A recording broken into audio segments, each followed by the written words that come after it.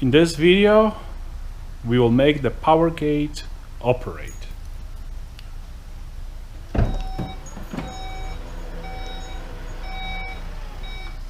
And it will close as well.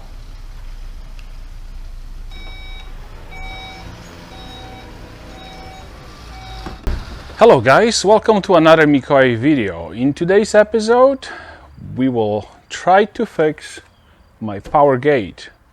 This liftgate is not operating since I bought it. I know what the problem is. We are going to fix it. First, let's just lower this bike rack because it's in our way. Now let's see if this would operate on itself. So let's press this button. As you can see, the trunk unlocked, but it's not going up. You can also try to use this button. It's not working. I have to manually open it. So, I guess first things first. That's a little bit in my way, but I'll be biking tomorrow morning, so I'm going to keep it. The control module is behind this trim. So let's get this trim out of our way and let's check if it's getting any power.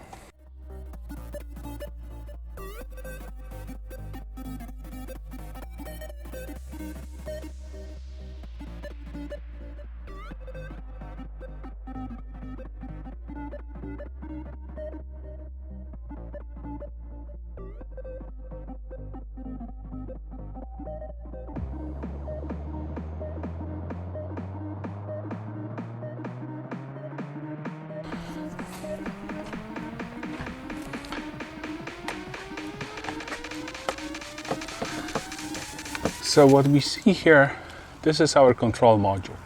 And this wire, which is red and yellow, is the power button, is the power.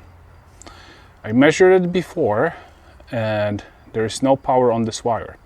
So what we are going to do is we are going to wring this wire and check where it's broken. Okay, so I have a piece of wire, and what I'm going to do is going to feed it through the access hole right here, and I'm going to attach it to the same pin that the power is being fed into the control module. I have the temporary wire attached to the same pin as the power. Now we are going to take this wire and feed it into the fuse box, into the same fuse that this operates on, and I'll show you guys that it works. We still want to be on the fuse, so the power runs on the lower bar. On the higher bar we have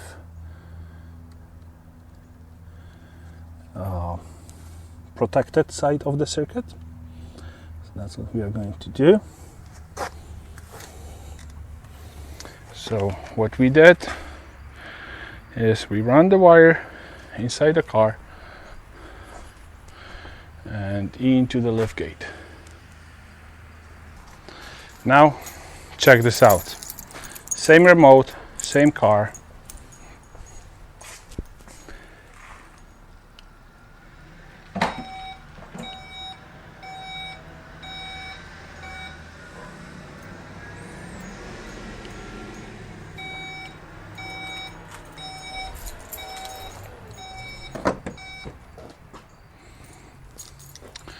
So with this demonstration, we know everything works. We know the shocks are working, motors are working. It's just a matter of getting power to the unit. So this is the next task we have to do.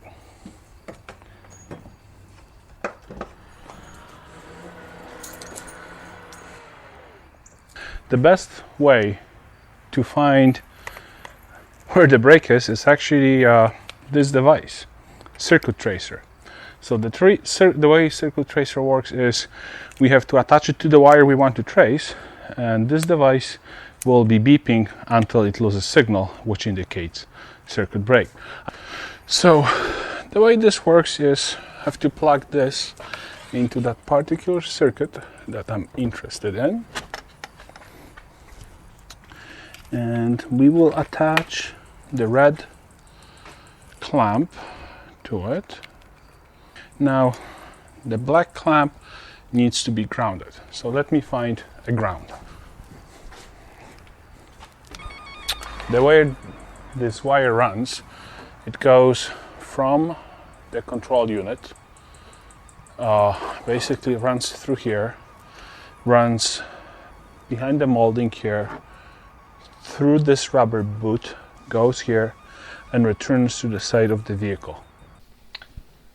Since the wire actually hides behind the trim and goes towards the outside of the vehicle, I'm not able to trace it well. So I have to take apart the entire interior of my trunk to keep on tracing the wire.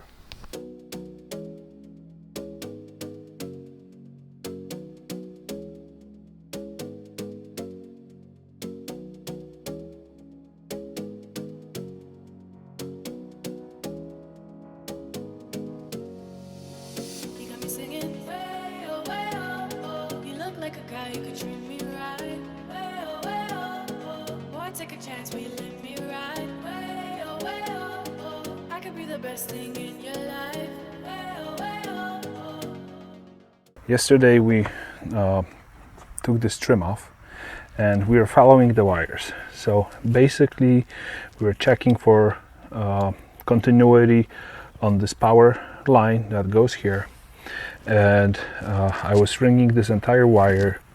The wire goes down here, and if you take a look, it goes up over the wheel, it follows behind the seats right there, and it goes to the passenger side trim where we have the hitch control unit. So basically at this point I don't know where the brake is, and I don't think I care. What I want to do at this point is rewire it, and what we are going to do is we are going to add a circuit into the brakes, and we are going to put a wire that will go all the way from the breakers through the side of the vehicle. We are going to attach it to one of those harnesses here. So let's start doing it. So what we are going to do is we are going to use the wire that I used previously to test the unit. We are going to put it right here underneath the trim and put it right here. So now we have the wire right here behind the belt. Eventually we'll put it all underneath this trim. So that's where it would go.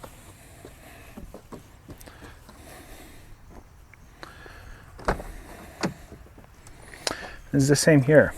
We are going to put it all underneath this trim, all here, and we are going to add some breakers here. First, let's try to figure out which of those circuits that are not being used has power when the vehicle is turned off. And the way to do it is basically just like right now the vehicle is turned off.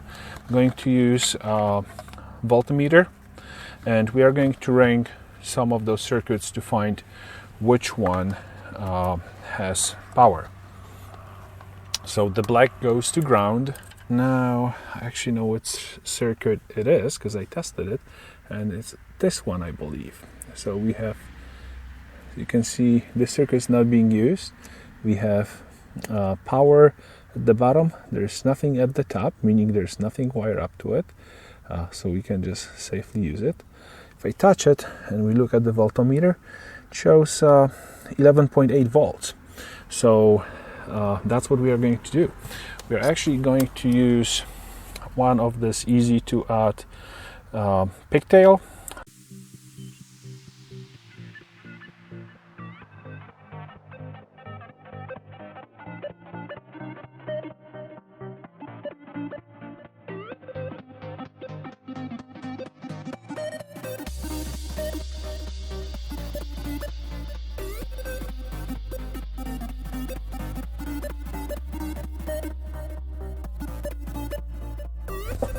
So you have a trim tools.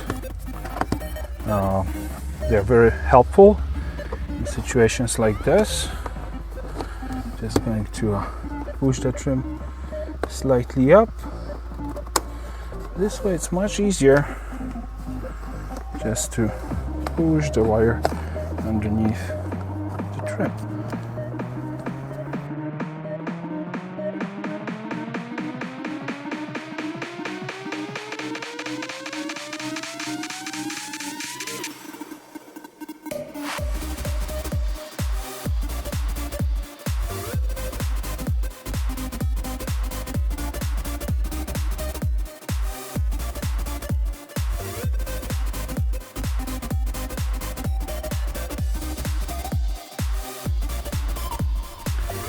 In here, and it sits pretty well.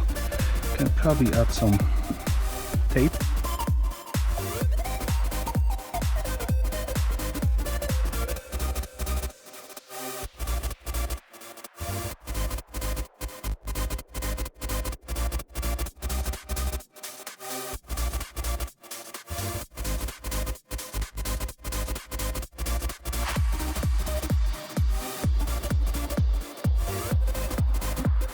So now it's the moment of truth. Before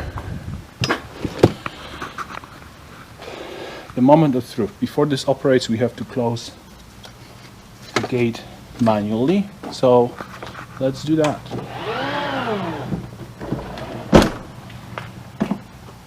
Now let's give it a try.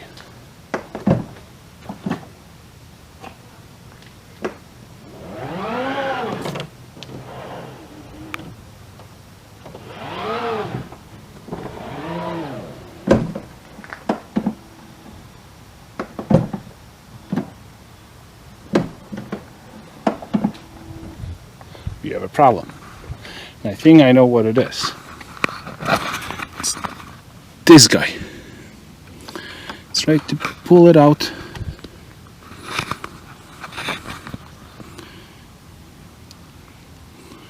And put it on the other circuit.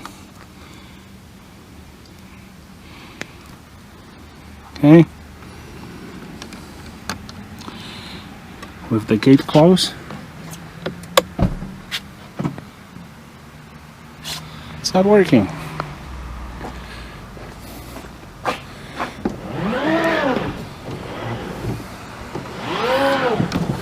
Okay, let's give it a try.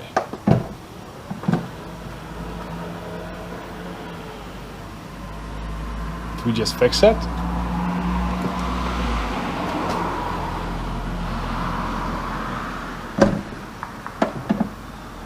Well,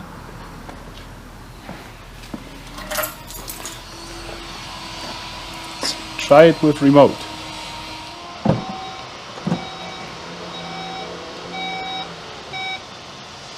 Even the beeper works.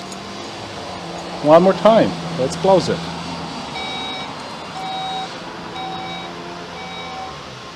I think there is one more option that we want to try, which is this button right here.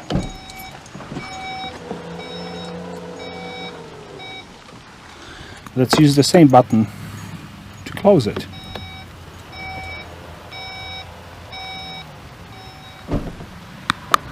Did we try all the options? I'm not sure if we use this button here. So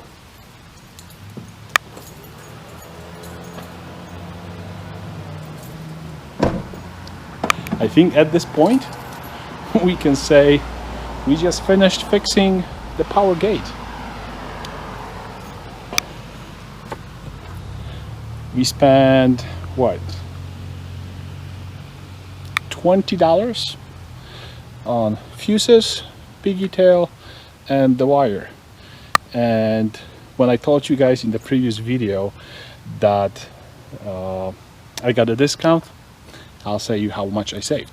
Got $500 of the price of the vehicle, because that was the cost for independent shop to fix it. Just did it in half an hour, and $20 worth of parts. Hopefully that inspires you guys to work on your own cars as well.